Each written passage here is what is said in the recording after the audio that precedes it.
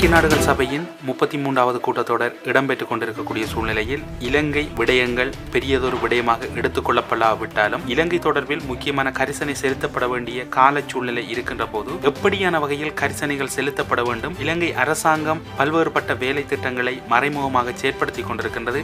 இலங்கையினுடைய அதிபர் மைத்ரிபால சிறிசேன அவர்கள் நியூயோர்க்கிலே தன்னுடைய கருத்தை வெளிப்படையாக கூறியிருக்கின்றார். இப்படியான சூழ்நிலையில் மார்ச் மாதம் இன்னும் கால நீட்சிக்கான வாய்ப்பு இருக்கிறதா, அல்லது மார்ச் மாதம் ஐக்கிய நாடுகள் சபையின் மனித உரிமை கவுன்சிலினுடைய நிலைப்பாடு எப்படி இருக்க போகின்றது என்பது தொடர்பில் அறிந்து கொள்வதற்காக லங்காஸ்ரீயின் அரசியற்களம் வட்டமேசையில் இவ்வாரம் மனித உரிமைகள் செயற்பாட்டாளரும் பிரான்ஸ் மனித உரிமைகள் மையத்தினுடைய இயக்குநருமான சானாவினா கிருவாகரன் அவர்களை இணைத்திருக்கின்றோம். வணக்கம் ஐயா. வணக்கம். வணக்கம் தமிழருக்கு. வணக்கம். பல்வேறுபட்ட எதிர்பார்ப்புகள், பல்வேறுபட்ட விமர்சனங்களுக்கு மத்தியில் இந்த கூட்டத்தொடரில் தமிழர் தரப்பு இருக்கின்றது. உண்மையில் இலங்கை அரசினுடைய வேலை திட்டத்தில் மிகவும் பலமான ஒரு செயற்பாட்டை இலங்கை அரசு நகர்த்தி கொண்டிருக்கின்றது. தமிழர் தரப்பினுடைய நிலைப்பாடு அல்லது தமிழர் தரப்பினுடைய வேலை திட்டங்கள் திருப்திகரமாக இருக்கின்றன. என்னை பொறுத்தவரை பல குழுவாக நடைபெறுகின்றது என்றுதான் நான் கூறுவேன். காரணம், இவை யாவும் திடீரென வந்த குழுக்களும் திடீரென வந்த பிரிவுகள். இங்கே நாங்கள் ஒன்றை மட்டும் மனதில் கொள்ள வேண்டும். நாங்கள் உண்மையில் அங்கு நடைபெற்ற மனித உரிமை மீறல்களோ இன அழிப்புகளோ அங்கு நடந்த மிக மோசமான சம்பவங்களுக்கு பரிகாரம் காண வேண்டும் என்றால் அது நிச்சயமாக அது ஜெனிவா மனித உரிமை சபையாகத்தான் இருக்க முடியும். அடுத்தபடியாக நாங்கள் நமக்கு ஒரு அரசியல் தீர்வையோ அதற்கான அங்கு நடைபெறுகின்ற ஒரு சரிசமனான ஒரு தீர்வையோ தேட வேண்டும் என்றால் அது நிச்சயமாக அது நியூயோர்க்காகத்தான் இருக்க வேண்டும். நியூயோர்க் என்று சொல்லும் பொழுது அங்கு ஐநா பொதுச்சபை பாதுகாப்பு சபை. இங்கு நாங்கள் இங்கு நடக்கும் தற்சொலியத்தில் நடக்கும் 33வது கூட்டத்தொடரை பற்றி நாங்கள் வடிவாக அலசி ஆராய்ந்தால் இங்கு நடக்கும் வேலை திட்டங்கள் யாவற்றை நாம் மிக சுருக்கமாக சொல்வதானால் ஒரு பாடசாலையில் இல்ல விளையாட்டுக்கள் எப்படியாக நடைபெறுமோ அது போன்றுதான் நடைபெறும். இதற்குள் போட்டி, பொறாமை, இதுக்குள் யாரை யார் அமர்த்துவது, யாரை யார் வெல்லுவது, இந்த வேலை திட்டங்கள் முன்பு இப்படியாக இங்கு வேலை திட்டங்கள் இருக்கவில்லை.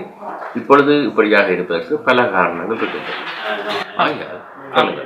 அதாவது நீங்கள் குறிப்பிடுகின்ற இந்த காலத்து இப்படியான வேலை திட்டங்களோடு அதாவது எங்களுடைய இலக்கு நோக்கிய பயணம் திசை மாறுவதற்கு அல்லது தென்னிலங்கை அரசுக்கு பலமாக அல்லவா அமைந்துவிடும். சிலருடைய சிந்தனையே அதுதானே. என்னவென்றால் இங்கு நடக்கும் வேலை திட்டங்களை பிரிக்க வேண்டும், இங்கு உள்ள ஒற்றுமைகளை நாசமாக்க வேண்டும், இங்கு நடக்கும் வேலை திட்டங்களை திருத்துவதற்கான வேலை திட்டங்களில் தான் சிலர் ஏற்கனவே இறங்கி. இதற்கு என்ன என்னுடைய கவலை என்றால் இளைஞர்கள் எதிர்கால சந்ததியினர்களுடைய மூளைகள் கழுவப்பட்டு அவருடைய சிந்தனை ஒரு பகட்டான வேலைகளில் அவர்களுடைய பெயர்கள் புகழ்கள் தரக்கூடிய சிறு சிறு வேலை திட்டங்கள். ஆனால் அந்த திட்டங்களை நாங்கள் எடுத்து ஆராய்ந்தால் அது நிச்சயமாக ஸ்ரீலங்கா அரசுக்கு எதிரானது அல்ல. உதாரணத்துக்கு ஒன்றை சொல்கிறது. இங்கு நடக்கும் வேலை திட்டங்களை நாங்கள் பார்க்கும் பொழுது, சில உரைகளை பார்க்கும் பொழுது அது ஸ்ரீலங்கா அரசுக்கு நிச்சயமாக ஒரு அழுத்தம் திருத்தம் கொடுக்கக்கூடிய உரைகள் அல்ல. சில வேளைகளில் தமிழில் கூட உரைகள் நடக்கின்றன.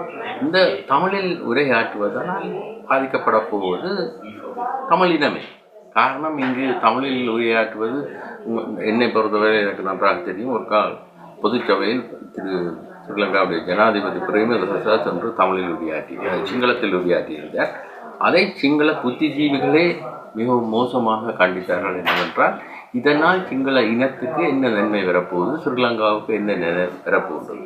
அதற்காக இந்த இனத்துவசம் கொண்ட ராஜபக்சாவும் ஆங்கிலத்தில் திறமையாக உரையாற்ற முடியாவிட்டாலும் அவர் சென்று ஆங்கிலத்தில் தான் தட்டி தட்டி உரையாற்றினார். காரணம், ஆங்கிலத்தில் உரையாற்றும் பொழுது அங்கு ஈடுபடுகின்றது. ஆகையால் இந்த மனித உரிமை சபையில் தமிழில் உரையாற்றுவது, தமிழில் மனித உரிமை சபையில் அரைமுறை ஆய்வு செய்யப்பட்ட பேச்சுக்களை முன்வைப்பதும், அதே இடத்தில் போட்டி பொறாமையுடன் சில கூட்டங்களை நடத்துவதும், அதே இடத்தில் இங்கு நீண்ட காலம் வேலை செய்வர் என்ற அடிப்படையில் என்னை இந்த மண்டபத்துக்கு வழியால் அனுப்புவதற்கான வேலை திட்டங்களை முன்வைப்பதும் நிச்சயமாக ஒரு ஆக்கப்பூர்வமான வேலையா இல்லை. அதனோடு நீங்கள் இப்போது கூறிக்கொண்டிருக்கின்ற விடயத்தோடு இன்னும் ஒரு முக்கியமான விடயம், அதாவது ஐக்கிய நாடுகள் சபை மனித உரிமைகள் ஆணையாளருடைய செய்தி தொடர்பாளர் ஊடகம் ஒன்றுக்கு கருத்து தெரிவிக்கும் போது குறிப்பிட்டிருக்கின்றார், இலங்கையில் நடந்து முடிந்த யுத்தத்தில் இரு தரப்புகளும் தண்டிக்கப்பட வேண்டும். அங்கு ஒரு பாரியதொரு வினா இருக்கின்றது. விடுதலை புலிகள் தங்களுடைய ஆயுதங்களை மௌனித்து இன்று அவர்கள் யாருமே அடையாளப்படுத்துவதற்கென்று யாரும் இல்லாத சூழ்நிலையில் இந்த நிலைப்பாடு, இந்த மெக்கானிசம் எப்படி கையாளப்பட போகின்றது? அருமையான கேள்வி. பதில் என்பது கொஞ்சம் நீண்டமானது. நாங்கள் இங்கு ஒன்றை பார்க்க வேண்டும்.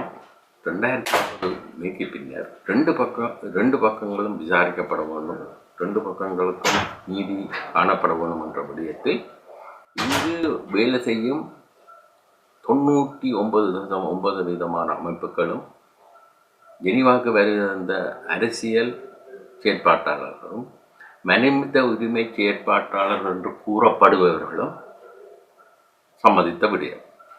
இதை நான் சுருக்கமாக சொல்வதானால், விடுதலை புலிகளுடைய முழு ஆதரவாளர்கள் தன்மை காண்பிப்பவர்களும் விடுதலை புலிகளுடைய போராட்டத்தை நாங்கள் இன்னும் எடுத்து செல்கின்ற கூறுபவர்களும் இந்த ரெண்டு பகுதியையும் விசாரிக்கப்பட வேண்டும், ரெண்டு பகுதியையும் பார்க்க வேண்டும் என்றதுக்கு இன்று வரை எந்த எதிர்ப்பு கருத்தும் தெரிவிக்கவில்லை. அப்படியானால் அவர்கள் விடுதலை புலிகளிலும் தவறுகள் இருக்கின்றது, அவர்களும் பெரிய மனித உரிமை மீறல்கள் இவற்றை ஈடுபட்டவர்கள் என்பதை ஏற்றுக்கொள்கின்றார்கள். அடுத்தபடியாக நாங்கள் இங்கு ஒன்றை பார்க்க வேண்டும்.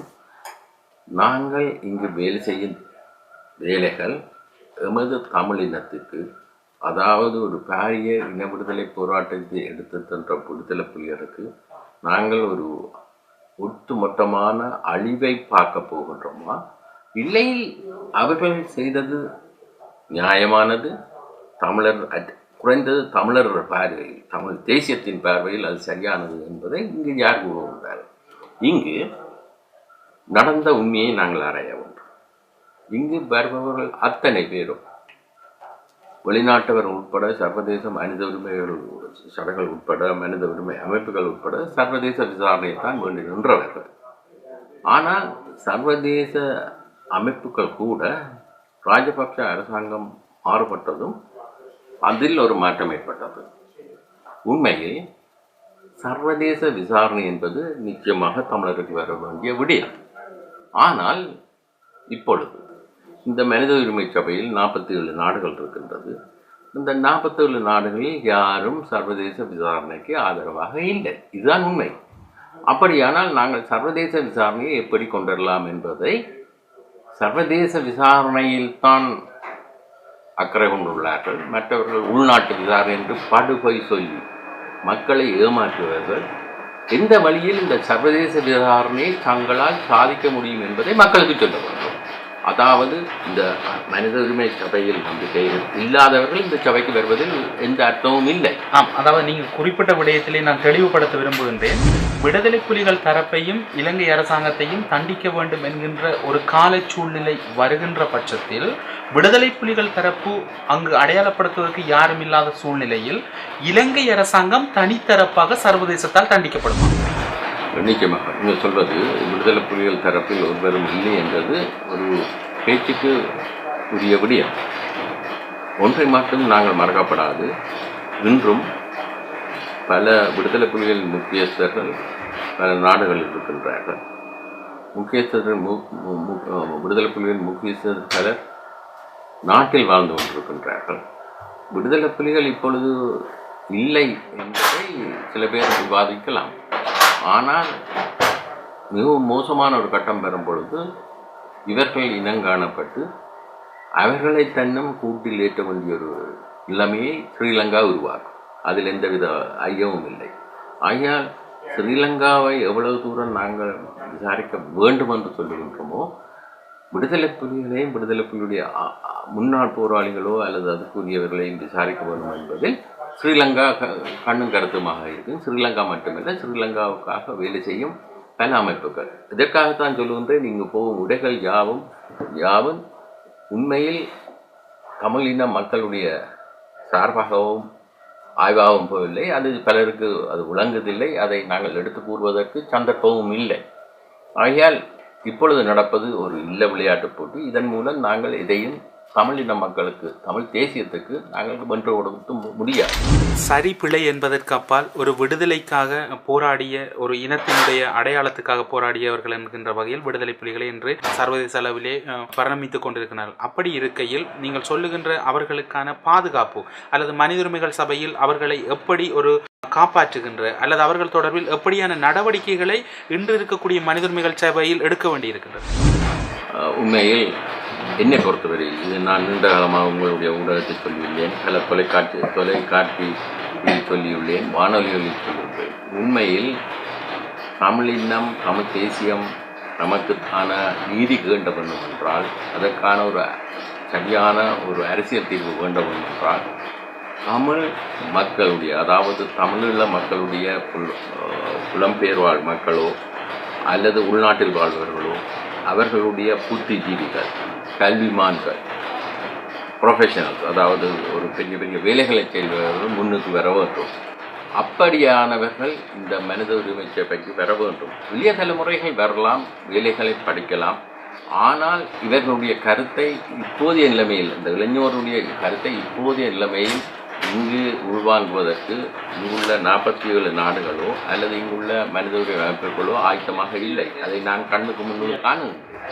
ஆகையால் இந்த தமிழின மக்களுடைய புத்திஜீவிகளும் கல்விமான்களும் பெரிய பெரிய தொழிலில் சம்பந்தப்பட்டவர்களும் நிச்சயமாக அவர்கள் முன்னுக்கு வந்து என்று இந்த மனித உரிமை சபையில் காட்சியளித்து வேறு திட்டங்களை ஆரம்பிக்கின்றார்களோ அன்றுதான் இந்த மனித உரிமை சபையை பற்றி சரியாக விளங்க முடியும். இப்பொழுது வரவர்களில் பலருக்கு தமிழே ஒழுங்காக எழுத வாசிக்க தெரியாத நிலையில் தான் வந்து கொண்டிருக்கின்றார்கள். இவர்களுக்கு ஐநாவில் நடப்பது முக்காவாசி விளங்குகின்றதில்லை. ஐநா அறிக்கைகளை எதையும் வாசிக்கின்றார்கள் இல்லை. உணர்ச்சி வசத்தில் அதாவது ஃபேஸ்புக் என்பார்கள், முகநூல்களில் தாம் விரும்பியதை எழும்புவதும் தமது கருத்துக்களை சரியென விவாதிப்பதும் முழு தவறு. நாங்கள் ஐநாவை பின்பற்ற வேண்டும் என்றால், ஐநாவுக்குள்ளால் நமக்கு ஒன்று வர வேண்டும் என்றால், ஐநா அறிக்கையை வடிவாக வாசிக்க வேண்டும், ஐநாவில் உள்ள ராஜதந்திரிகளை வடிவாக அணுக வேண்டும், ஐநா சட்டம் திட்டங்களை வடிவாக புரிந்து கொள்ள வேண்டும். இதை விட்டுவிட்டு ரோட்டில் நின்று கொண்டு நாங்கள் உணர்ச்சி வசம் பேசுவதனால் மீண்டும் எமது தமிழினத்தை அழிவு பாதையிலே இட்டிருக்கிறோம். அதனோடு இலங்கையிலே இடம்பெற்ற ஆட்சி மாற்றத்தின் பின்னர் இன்று சர்வதேசம் இலங்கை அரசு மீது அபார நம்பிக்கை கொண்டுள்ளது. இந்த அபார நம்பிக்கை என்பது தமிழர் தரப்புக்கான நீதி வேண்டல் அல்லது அரசியல் தீர்வு என்பதை அழித்துவிடும். உண்மையில் உங்கள் யாவருக்கும் தெரிந்த உண்மை, என்னை பொறுத்தவரையில் நான் நிச்சயமாக ஆட்சி மாற்றத்தை விரும்பியவன் அல்ல.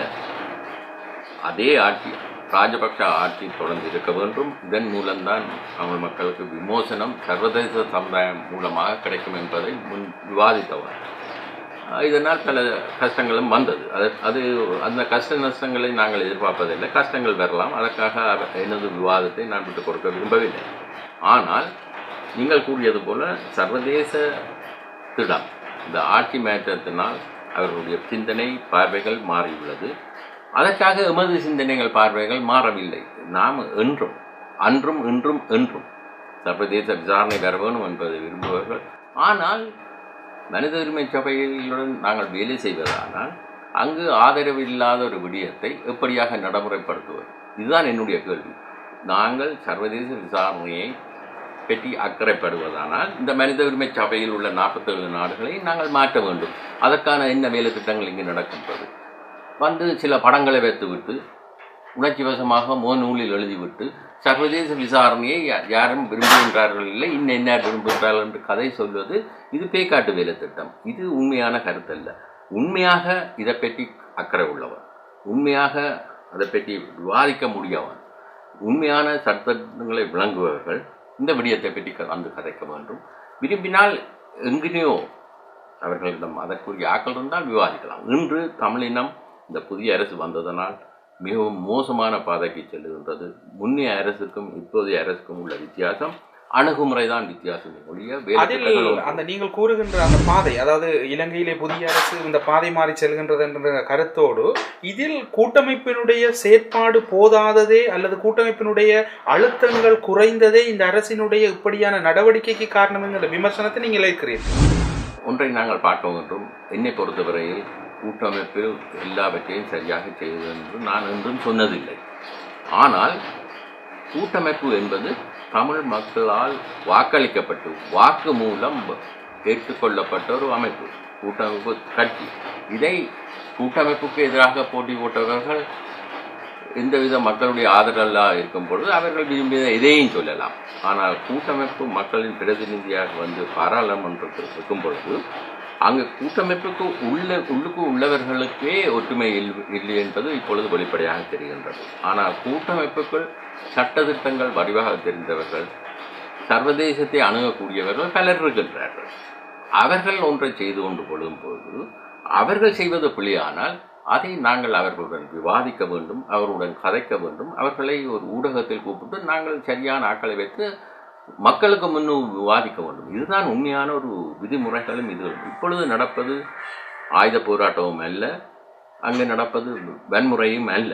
இப்பொழுது நடப்பது ஒரு ராஜதந்திர போராட்டம். இந்த ராஜதந்திர போராட்டத்தை நாங்கள் அதற்கேற்ற வடிவில் தான் கையாள வேண்டுமே ஒழிய அவர் பிள்ளை இவர் எல்லாரும் பிள்ளை என்ற இந்த அரசியல் போக்கில் போகக்கூடாது. ஒன்றை தான் சொல்லுகின்றேன், என்னுடைய கட்டுரைகள் இவள் யாவும் நான் யாரை குறை சொல்லுகின்றேன் என்றால் புலம்பெயர் வாழ் மக்களில் விசேஷமாக தமிழினத்தின் அழிவு பாதையில் இட்டு செல்பவர்களைத்தான் நான் குறை சொல்லுகின்றேன் ஒழிய எல்லாரையும் குறை சொல்லுகின்றார், அவர் எல்லாத்தையும் சொல்லுகின்றார் என்று சொல்வதெல்லாம் மிக தவறான கருத்து. அதனோடு பிராந்திய வல்லரசான இந்தியா ஆட்சி மாற்றத்தின் பின்னர் மௌனம் காக்கின்றது. தமிழர் விடயங்கள் தொடர்பிலும் எந்த ஒரு கருத்துக்களையும் கூறவில்லை. அந்த இந்தியாவினுடைய நலன் அல்லது இந்தியாவினுடைய மௌனம் இலங்கை அரசுக்கு சாதகம் என்கின்ற கருத்து இருக்கின்றது. அது தமிழர் தரப்புக்கு பாதகமாக அமைந்துவிடும். நிச்சயமாக இந்தியா எவ்வளவு தூரம் மௌனம் காக்கின்றதோ அது தமிழ் மக்களுக்கு பாதகமானது என்பது திட்ட தெளிவான ஒரு விடயம். உண்மையில் இந்தியா என்னும் பொழுது நாங்கள் நிச்சயமாக காங்கிரஸ் கட்சியிடம் இருந்து எதையும் எதிர்பார்க்க முடியாது. அவர்கள் தான் இந்த போரை முடித்து வைத்தவர்கள். போரை சண்டை பிடிப்பதற்கே அவர்களிடமிருந்து இராணுவத்தை அனுப்பியவர்கள் என்பது இப்பொழுது திட்ட தெளிவாக தெரிகின்றது. ஆனால் மோடியினுடைய அரசாங்கம் என்பது கொஞ்சம் மாறுபட்ட அரசாங்கம். ஆனால் அவர்கள் தமிழ் மக்களுக்கு சார்பாக எத்தனையோ விடயங்களை சொன்னார்கள். நடைமுறையில் என்னத்தை செய்கின்றார்கள் என்பது நமக்கு தெரியாது, வெளிப்படையாக தெரியாது. ஒன்று வெளிப்படையாக தெரிகின்றது என்னவென்றால் அவர்கள் ஒன்றில் கவலையாக இருக்கின்றார்கள், சீனா விடயத்தில் கவலையாக இருக்கின்றார்கள். வடக்கு தமிழ் மக்களை பற்றி அக்கறை கொண்டிருந்தோம் உள்ள அறிக்கைகளை விடுகின்றார்கள். ஆனால் அங்கே நடைமுறைக்கு எதையும் வெளிப்படையாக செய்வதாக தெரியவில்லை. நீங்கள் கூறியது போல இந்தியாவினுடைய மௌனம் என்பது தமிழ் மக்களுக்கு மிகவும் ஆபத்தான நிலைமையை உருவாக்கும் என்பது உண்மை.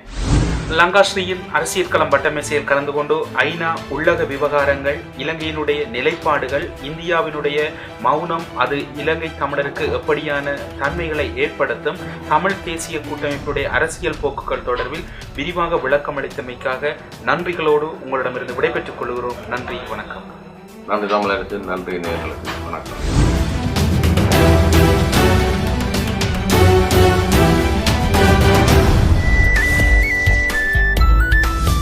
லங்காஸ்ரீ, உலகத் தமிழர்களின் இதய துடிப்பு.